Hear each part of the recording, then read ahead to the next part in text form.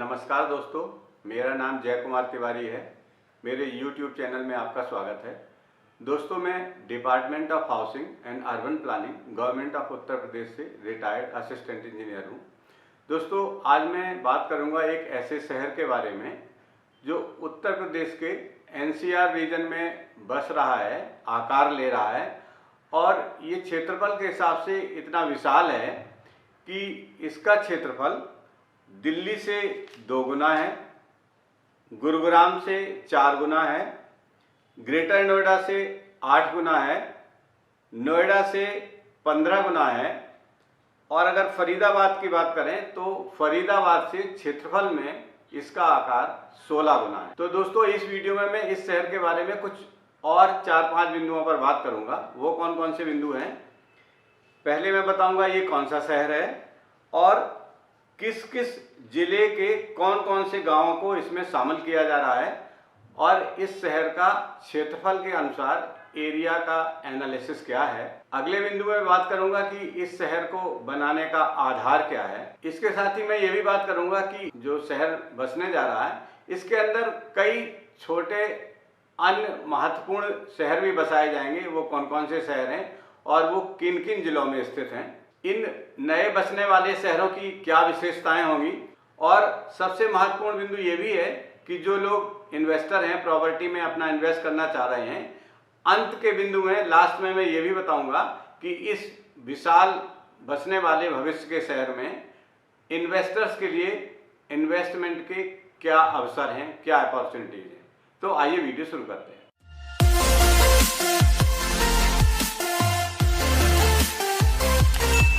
दोस्तों, जैसा कि मैंने अभी बात की थी Yamuna expressway industrial development authority के बारे में, इसको ईडा कहते हैं या हम अपने इस वीडियो में इसको एक यमुना शहर के नाम से बार बार संबोधित। सबसे पहले 24 अप्रैल 2001 को इसका गठन किया गया था।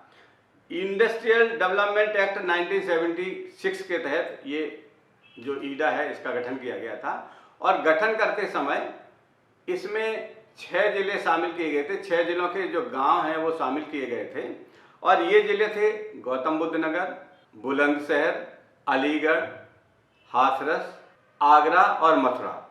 ये 6 जिलों के गांव इसमें शामिल किए गए थे और इसमें कुल 1187 गांव शामिल किए गए थे, जिनका की कुल क्षेत्रफल 2689 स्क्वायर किलोमीटर था। 2689 वर्ग किलोमीटर में 1187 गांवों को शामिल करते हुए जो 6 जिलों के अंतर्गत स्थित थे, इस ईडा का गठन 24 अप्रैल 2001 को इंडस्ट्रियल डेवलपमेंट एक्ट 1976 के तहत किया गया था। दोस्तों, अब इस ईडा के क्षेत्रफल में उत्तर प्रदेश सरकार द्वारा 55 नए गांवों को शामिल किया गया है। ये गांव बुलंदशहर जिले की सिकंदराबाद और खुर्जा तहसील में स्थित हैं। इस तरह पुराने 1187 गांव प्लस अब जो नए 55 गांव इसमें शामिल किए जा रहे हैं, इनको मिलाते हुए अब ईडा के क्षेत्र में कुल 1242 गांव शामिल हो गए हैं और इन गांवों को शामिल करने के पश्चात इस ईडा का कुल जो क्षेत्रफल है वो 3000 वर्ग किलोमीटर हो गया है। दोस्तों, अब बात करते हैं कि ईडा को क्षेत्रफल बढ़ाने की क्या आवश्यकता थी। ईडा के क्षेत्रफल में खुर्जा विकास प्राधिकरण और बुलंदशहर विकास प्राधिकरण के इन 55 गांवों को काटा गया है। इन 55 गांवों को खुर्जा विकास प्राधिकरण और बुलंदशहर विकास प्राधिकरण से काटकर ईडा में जोड़ा गया है। ईडा का मतलब Yamuna expressway industrial development authority. दोस्तों, इसकी आवश्यकता क्या थी, पहले हम इस पर बात करते हैं। आपको इसका टेक्निकल पॉइंट समझना पड़ेगा। दोस्तों, जो खुर्जा विकास प्राधिकरण है और बुलंदशहर विकास प्राधिकरण है, ये दोनों विकास प्राधिकरण हाउसिंग विकास प्राधिकरण है, हाउसिंग डिपार्टमेंट के अंतर्गत स्थित हैं। जो ministry of housing and urban planning government of Uttar Pradesh है, उस मिनिस्ट्री के अंतर्गत ये दोनों विकास प्राधिकरण स्थित हैं। जबकि जो Yamuna expressway industrial development authority ईडा है, ये इंडस्ट्रियल डिपार्टमेंट के अंतर्गत स्थित है, अर्थात ministry of industry government of Uttar Pradesh का विभाग है। चूंकि दोनों की मिनिस्ट्रीज अलग हैं, खुर्जा विकास प्राधिकरण और बुलंदशहर विकास प्राधिकरण ministry of housing and urban planning के अंतर्गत स्थित है। ईडा जो है वो इंडस्ट्रियल मिनिस्ट्री के अंतर्गत स्थित है, डिपार्टमेंट ऑफ इंडस्ट्रीज के अंतर्गत स्थित है। तो दोनों के बायलॉज अलग हैं, दोनों की नियमावली अलग है, दोनों में आपस में कोई संबंध नहीं है। इस कारण से इसको क्षेत्र को जो 55 गांव इसके बुलंदशहर जिले के शामिल किए जा रहे हैं ईडा में, इसका कारण यही है कि इंडस्ट्री डिपार्टमेंट के अंतर्गत जो ईडा विकसित हो रहा है, इसमें जेवर एयरपोर्ट बनाया जा रहा है, जहां की लॉजिस्टिक और कार्गो हब बनाए जाएंगे, बड़ी बड़ी इंडस्ट्रीज बनाई जा रही हैं, इनका प्रस्ताव है आगे। तो इन इंडस्ट्रीज से कार्गो और लॉजिस्टिक्स को अगर जेवर एयरपोर्ट तक लाना है या जेवर एयरपोर्ट से इसको रेल फेयर कॉरिडोर तक ले जाना है, जो कि दिल्ली कलकत्ता रेलवे लाइन पर खुर्जा में स्थित है।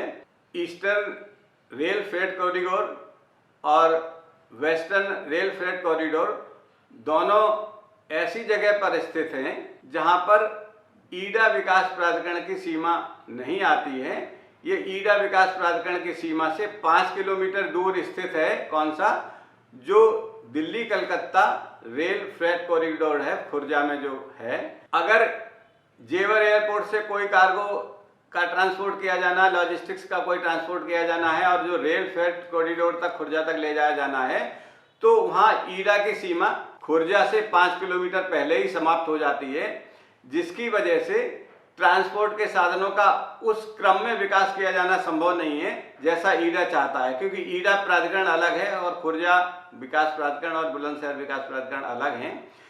इसलिए ये आवश्यकता महसूस की गई कि इस क्षेत्र को जो 5 किलोमीटर का डिफरेंस है खुर्जा रेल फ्रेट कॉरिडोर से ईडा की सीमा तक का, इसको एक ही विभाग देखे, ताकि यहाँ जो विकसित की जा रही सुविधाएं हैं, ट्रांसपोर्ट की सुविधाएं हैं, कार्गो हब्स हैं, इनको एक विकास प्राधिकरण देखेगा, तब उसमें समरूपता रह पाएगी और विकास में कोई बाधा नहीं होगी, तेजी से विकास किया जा सकता है। इसलिए उत्तर प्रदेश सरकार ने ईस्टर्न रेल फ्रेट कॉरिडोर और वेस्टर्न रेल कॉरिडोर को सीधे जेवर एयरपोर्ट से जोड़ने के लिए जो ईडा की सीमा से लगा हुआ खुर्जा विकास प्राधिकरण और बुलंदशहर विकास प्राधिकरण का क्षेत्र था, जो ये 55 गांव हैं, वो खुर्जा विकास प्राधिकरण से और बुलंदशहर विकास प्राधिकरण से निकालकर ईडा को दे दिए हैं। अब इस तरह ईडा इन 55 गांव को मिलाते हुए कुल 1242 गांव इसमें शामिल हो गए हैं और उसका कुल क्षेत्रफल 3000 वर्ग किलोमीटर हो गया है। तो इसका एरिया का एनालिसिस क्या है, ये दूसरे शहरों की तुलना में कितना बड़ा है। अगर हम दिल्ली की बात करें तो दिल्ली का कुल क्षेत्रफल 1484 वर्ग किलोमीटर है, जबकि ईडा का क्षेत्रफल लगभग 3000 वर्ग किलोमीटर है। इस प्रकार ईडा दिल्ली के क्षेत्रफल की तुलना में 2 गुना बड़ा है। इसी तरह गुरुग्राम का क्षेत्रफल 732 वर्ग किलोमीटर है।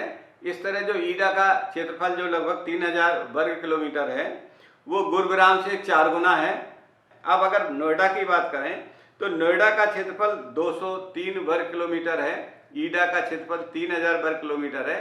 इस तरह ईडा नोएडा से लगभग 15 गुना बड़ा है क्षेत्रफल में। अगर बात करें ग्रेटर नोएडा की, तो ग्रेटर नोएडा का कुल क्षेत्रफल 380 वर्ग किलोमीटर है और ईडा का क्षेत्रफल जैसा कि बताया लगभग 3000 वर्ग किलोमीटर है। इस तरह ईडा का क्षेत्रफल ग्रेटर नोएडा की तुलना में 8 गुना है। और अगर बात करें फरीदाबाद से, तो फरीदाबाद का कुल क्षेत्रफल 190 वर्ग किलोमीटर है, जो 3000 वर्ग किलोमीटर ईडा के क्षेत्रफल की तुलना में ईडा का क्षेत्रफल फरीदाबाद से 16 गुना है। दोस्तों, अब हम आपको दिखा रहे हैं जो 55 गांव ईडा में अभी शामिल किए गए हैं खुर्जा विकास प्राधिकरण से निकालकर और बुलंदशहर विकास प्राधिकरण के क्षेत्र से निकालकर। आप अपने स्क्रीन पर उन गांवों की सूची देख लीजिए।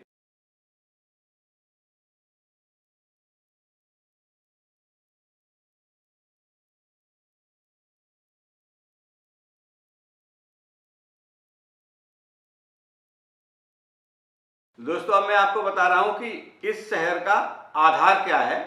मैं आपको आधार बताता हूं, किस आधार पर यह शहर विकसित किया जा रहा है।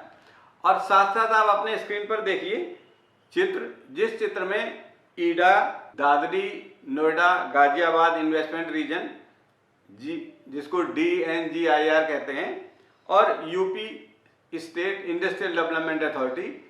चित्र में इन तीनों का जो अधिसूचित क्षेत्र है वो अलग अलग रंग से दर्शाया गया है। आप अपने स्क्रीन पर इन क्षेत्रों को देखिए जो अलग अलग कलर से दर्शाए गए हैं चित्र में। आप समझ पाएंगे कि इन क्षेत्रों में क्या समानता है, कहाँ कहाँ ये क्षेत्र स्थित हैं। और मैं बताता हूँ कि इस शहर का क्या आधार है बनाने का। दोस्तों, जेवर में जो ईडा के अंतर्गत स्थित है, भारत का ही नहीं बल्कि एशिया का सबसे बड़ा एयरपोर्ट बनाया जा रहा है। इसकी वजह से ये यमुना सिटी जो है देश का पहला एरोट्रोपोलिस होगा। यमुना सिटी एरोट्रोपोलिस मुख्य रूप से MSME, सिविल एविएशन और कृषि क्षेत्रों में आर्थिक गतिविधियों की शुरुआत करेगा। इस एयरपोर्ट के आसपास के जिलों में छोटे बड़े उद्योगों के साथ ही कृषि क्षेत्र से जुड़ी गतिविधियों को बढ़ावा मिलेगा। इसके साथ education, medical tourism, film making, tourism culture and heritage, toy making, IT, ITS और लॉजिस्टिक्स इस एरोट्रोपोलिस की आर्थिक गतिविधियां होंगी मुख्य रूप से। दोस्तों, अब मैं आपको बताना चाहूँगा कि इस बड़े से विकसित हो रहे यमुना शहर में, जिसको कि ईडा विकास प्राधिकरण डेवलप कर रहा है, इसके अंतर्गत 3 नए शहर भी विकसित किए जाएंगे। इन शहरों की डिटेल के बारे में मैं आपको बताता हूँ। दोस्तों, यमुना एक्सप्रेसवे के किनारे 3 नए शहर बसाए जाएंगे। ये तीनों शहर अलीगढ़, मथुरा और आगरा जिलों के अंतर्गत स्थित होंगे।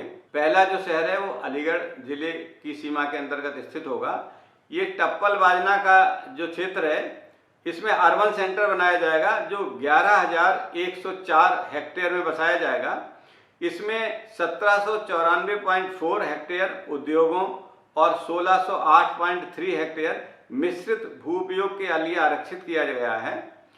इस शहर को 35 सेक्टरों में बांटकर बसाया जाएगा।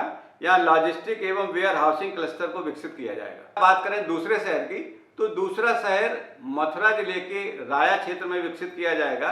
यहाँ पर नया वृंदावन शहर बसाया जाएगा। यह एक हेरिटेज सिटी होगा। 9,350 हेक्टेयर क्षेत्र में बसने वाले इस शहर में 731 हेक्टेयर इलाके में पर्यटन जोन विकसित किया जाएगा तथा 110 हेक्टेयर में रिवर फ्रंट विकसित किया जाएगा। यह चैनल भगवान श्री कृष्ण और उनके पूरे जीवन को प्रदर्शित करता नजर आएगा।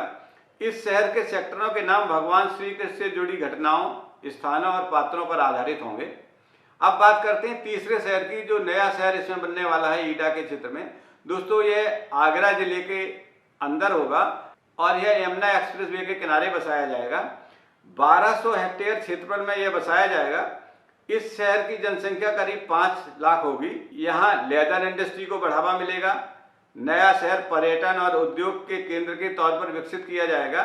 इसके अलावा आपको दोस्तों जैसे पहले से ही पता है कि इस NCR रीजन के क्षेत्र में जो यूपी का क्षेत्र है, इसमें नोएडा पहले से विकसित किया गया है जो लगभग पूरा विकसित हो गया है। ग्रेटर नोएडा पहले से विकसित हो रहा है जो लगभग 50% विकसित हो चुका है। और हमने ईडा के बारे में अभी आपको बताया ही है और आगे भी जो इसकी विशेषताएं हैं उसके बारे में बात करेंगे।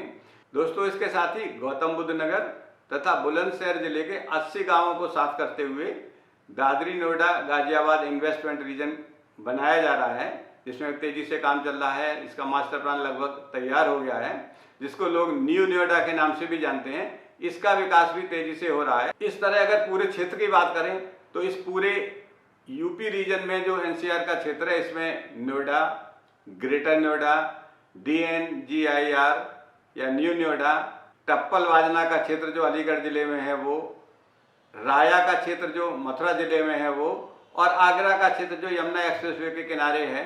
इस तरह से 3 नए क्षेत्र ईडा के क्षेत्र में विकसित किए जाएंगे और नोएडा, ग्रेटर नोएडा और DNGIR या न्यू नोएडा पहले से है। इस तरह ये पूरे यूपी रीजन का जो NCR का क्षेत्र है, इसमें 6 बड़े ऐसे शहर विकसित किए जाएंगे या हो रहे हैं, कुछ हो गए हैं, जहां पर कि इंडस्ट्रियल हब बन जाएगा। लॉजिस्टिक, कार्गो और टूरिज्म का बहुत बड़ा केंद्र बनने वाला है। यहाँ विकास की विशेष संभावनाएं हैं और यहाँ इन्वेस्टमेंट का भी बहुत बड़ा स्कोप आने वाला है। तो अब मैं बात करने वाला हूँ इन्वेस्टमेंट के बारे में, जो इन्वेस्टर यहाँ इन्वेस्ट करने जाते हैं उनके बारे में। इसके साथ ही दोस्तों, ये जो 3 शहर नए बनने वाले हैं जो टप्पल वाजना में, राया में और आगरा में, ईडा क्षेत्र के अंतर्गत, इनकी क्या विशेषताएं हैं मैं इस पर भी बात करना चाहूँगा। दोस्तों, इन शहरों में 5 खूबियाँ होंगी। नंबर 1, इनका ट्रैफिक स्मार्ट होगा। इन शहरों में स्मार्ट सड़क यातायात होगा। सार्वजनिक परिवहन और निजी वाहनों के लिए सड़कों पर अलग अलग व्यवस्था रहेगी। नए शहरों में ट्रैफिक सिग्नल नहीं होंगे ताकि प्रदूषण कम फैले। नंबर 2, ये बिजली में आत्मनिर्भर शहर होंगे। सौर ऊर्जा के इस्तेमाल पर अधिक जोर दिया जाएगा। सार्वजनिक स्थलों पर सौर ऊर्जा इस्तेमाल होगी। शहर के निवासी को 50% सौर ऊर्जा प्रयोग करनी पड़ेगी। इसके अलावा नदियों में सीवर नहीं जाएगा। आधुनिक शहर से निकलने वाला सीवर का गंदा पानी नदियों में नहीं जाएगा। शहर में उस पानी को रिसाइकलिंग के बाद बागवानी, उद्यान और सिंचाई में उपयोग में लाया जाएगा। और एक विशेष बात इसमें यह भी होगी इन शहरों में कि यहाँ पर रेन वाटर हार्वेस्टिंग की पूरी व्यवस्था की जाएगी। रोजमर्रा की जरूरत के लिए भूगर्भ जल या अन्य जल स्रोतों का इस्तेमाल होगा। बारिश के पानी को रिचार्ज करने के लिए निजी और सार्वजनिक भवनों में रेन वाटर हार्वेस्टिंग अनिवार्य होंगे। और साथ ही साथ यहाँ पर्यावरण संरक्षण का भी विशेष ध्यान रखा जाएगा। इन शहरों में पर्यावरण संरक्षण पर विशेष जोर दिया जाएगा। न्यू वृंदावन सिटी में भगवान श्री कृष्ण की प्रेरणाओं को परिलक्षित किया जाएगा। हालांकि दोस्तों, इन शहरों के विकसित होने में अभी 10 से 15 या 20 साल का समय लग सकता है, लेकिन भविष्य की योजनाएं यही हैं। और इन योजनाओं पर आधारित जो शहर विकसित होंगे उन पर इन्वेस्टमेंट का जो स्कोप है उन शहरों के क्षेत्रफल में बहुत बड़ा स्कोप है। तो अब मैं इस रीजन में होने वाले इन्वेस्टमेंट की अपॉर्चुनिटीज पे बात करने वाला हूँ। दोस्तों, जैसा कि आपको पता ही है कि जब कोई क्षेत्र किसी विकास प्राधिकरण द्वारा, चाहे वो इंडस्ट्रियल डेवलपमेंट अथॉरिटी हो जैसे ईडा है, नोएडा है, ग्रेटर नोएडा है, या हाउसिंग डेवलपमेंट अथॉरिटी द्वारा जैसे कि खुर्जा बुलंदशहर विकास प्राधिकरण है, या गाजियाबाद विकास प्राधिकरण है, मथुरा वृंदावन विकास प्राधिकरण है, या आगरा विकास प्राधिकरण है, जब कोई भी क्षेत्र किसी विकास प्राधिकरण द्वारा अधिसूचित कर दिया जाता है तो उस क्षेत्र में कोई भी निर्माण या विकास कार्य करने से पूर्व निर्माणकर्ता को विकास प्राधिकरण से अनुमति या परमिशन या नक्शा पास कराना अनिवार्य होता है। और विशेष रूप से जो इंडस्ट्रियल डेवलपमेंट अथॉरिटी है जैसे कि ईडा है, नोएडा है या ग्रेटर नोएडा है, इन इंडस्ट्रियल डेवलपमेंट अथॉरिटीज के अंतर्गत जो भी क्षेत्र अधिसूचित हो जाता है उस क्षेत्र की पूरी भूमि पहले इंडस्ट्रियल डेवलपमेंट अथॉरिटी एक्वायर करती है, अपने कब्जे में लेती है। उसके बाद उस क्षेत्र का मास्टर प्लान बनाया जाता है और मास्टर प्लान में जो भूप्रयोग निर्धारित होता है, जो लेआउट निर्धारित होता है, उसी के अनुसार वहाँ पर क्षेत्रीय विकास किया जाता है और उसी भूप्रयोग के अनुसार वहाँ पर प्लॉट्स बेचे जाते हैं और उसी भूप्रयोग के अनुसार वहाँ पर निर्माण कार्यों की अनुमति दी जाती है। तो दोस्तों, इस प्रक्रिया में कौन सी प्रक्रिया? अधिसूचना जारी करना, सबसे पहले लैंड को एक्वायर करना, उसका मास्टर प्लान विकास प्राधिकरण द्वारा बनाया जाना और मास्टर प्लान को लागू करने की जो प्रक्रिया है, इस प्रक्रिया में 2-3 साल का समय लगता है या जो भी समय लगता है, उस समयावधि में उन गांव के लोग जो हैं अपनी जमीनों को अवैध रूप से बिक्री करना शुरू कर देते हैं। उनको लगता है विकास प्राधिकरण आने वाला है, हमारी जमीन एक्वायर कर लेगा, तो पहले ही जो वहाँ के किसान हैं वो किसी बिल्डर के हाथों धोखा खा जाते हैं और जमीन उनको बेच देते हैं या उनके साथ एग्रीमेंट करके वहाँ अवैध प्लॉटिंग करना शुरू कर देते हैं। दोस्तों, इन क्षेत्रों में अवैध प्लॉटिंग करना, जो क्षेत्र अधिसूचित हो गए हैं, चाहे वो DNGIR में अधिसूचित हो गए हों, चाहे ईडा में अधिसूचित हो गए हों, चाहे वो खुर्जा विकास प्राधिकरण की सीमा में अधिसूचित हो गए हों, चाहे वो बुलंदशहर विकास प्राधिकरण, मथुरा वृंदावन विकास प्राधिकरण या आगरा विकास प्राधिकरण की सीमा में अधिसूचित हो गए हैं। विशेष रूप से जो इंडस्ट्रियल डेवलपमेंट अथॉरिटी की सीमा के अंतर्गत अधिसूचित हो गए हैं जैसे कि ईडा है, उन गाँव में कोई भी निर्माण और विकास कार्य इस समयावधि में जब उनकी अधिसूचना का काम, मास्टर प्लान बनाने का काम प्रक्रियाधीन है, उसमें कोई भी बिक्री करना, अवैध प्लॉटिंग करना, अवैध भवनों का निर्माण करना पूरी तरह अवैध है। और जब ये क्षेत्र पूरी तरह सरकार अपने कंट्रोल में कर लेगी, इस पे अपना अधिग्रहण कर लेगी इस जमीन पर, ईडा की जमीन पर, तो ये जो अवैध कॉलोनियाँ, इनको ध्वस्त करने की कार्रवाई या इनके खिलाफ जो कार्रवाई है ध्वस्तीकरण की और जो विधिक कार्रवाई प्रक्रिया में लाई जाएगी। और इन क्षेत्रों में इस तरह की अवैध क्रियाओं पर आज ही रोक लग जाए, मेरा आपसे यही अनुरोध है इस वीडियो के माध्यम से। अब अपॉर्चुनिटीज इन्वेस्टमेंट की क्या है दोस्तों, ये अवैध कॉलोनियां काटना, जमीनों के टुकड़े करके बेचना या अवैध रूप से मकान बनाना, ये कोई अपॉर्चुनिटी नहीं है। ये तो इन क्षेत्रों के लिए एक अभिशाप है। अपॉर्चुनिटी ये है कि इस क्षेत्र के अंतर्गत जो अनुसूचित क्षेत्र है, जब यहाँ का लेआउट फाइनल हो जाएगा और ईडा प्राधिकरण इसके अंतर्गत विभिन्न भूपयोगों के प्लॉट्स काटेगा, बेचेगा, आप उन प्लॉट्स को अलॉट कराइए, उन प्लॉट्स में इन्वेस्ट करिए और उनको होल्ड करके रखिए। जब थोड़ा समय बीतेगा, वहाँ अपॉर्चुनिटीज बढ़ेंगी, वहाँ पर गतिविधियाँ बढ़ेंगी, डेवलपमेंट बढ़ेगा, इंडस्ट्रीज बढ़ेंगी, हाउसिंग की एक्टिविटीज बढ़ेंगी, तो जो आपने इन्वेस्ट आज किया होगा, जब वो प्लॉट्स बेचे जा रहे हैं इनिशियल स्टेज पे, कुछ समय बाद उन प्लॉट्स की कीमत कई गुनी बढ़ जाएगी। रियल अपॉर्चुनिटी वो है।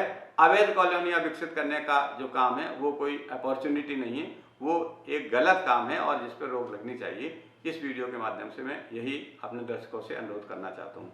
दोस्तों, ये वीडियो यही समाप्त होता है। अगले वीडियो में किसी महत्वपूर्ण बिंदु पर फिर आपसे चर्चा करेंगे। नमस्कार।